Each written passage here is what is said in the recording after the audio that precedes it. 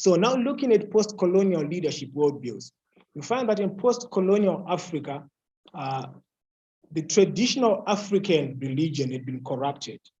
And as such, the African leadership worldview also became corrupted. So what we hold, or what we hold in post-colonial, especially the early years of independent Africa, was really a corrupted African leadership worldview.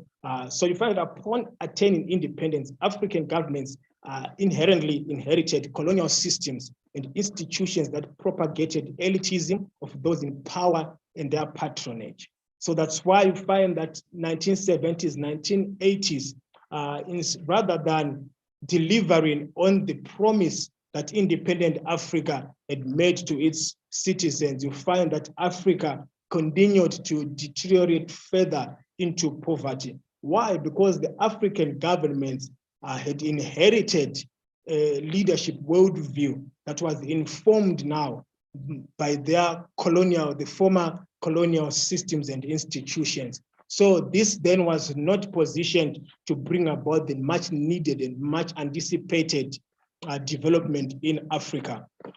Africa's spirituality post-colonial was also affected.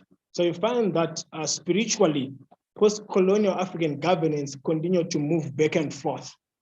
The continuum between traditional leadership worldview and the colonial leadership worldview, as Africans then had adopted what I would call a hybrid African Christian religious worldview. So as a result of the influence of the African indigenous churches, as a result of Pentecostalism, and indeed as a result of the remnant of African traditional religion, you find that the African leadership worldview, post-colonialism, was somewhat of a hybrid religious worldview. So it was not entirely Christian, it was not entirely African. So you find that in practice, Africa then has continued to struggle with the chief king democratic presidents.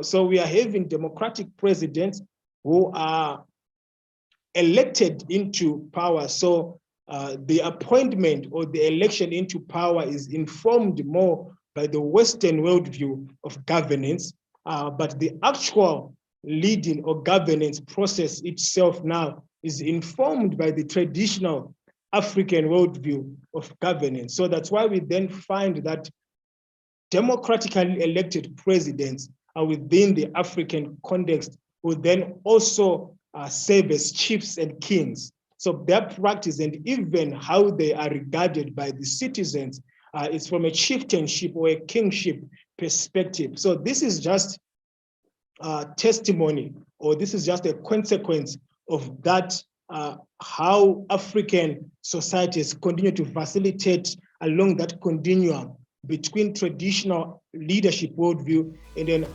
colonial Christianity, Western leadership worldview.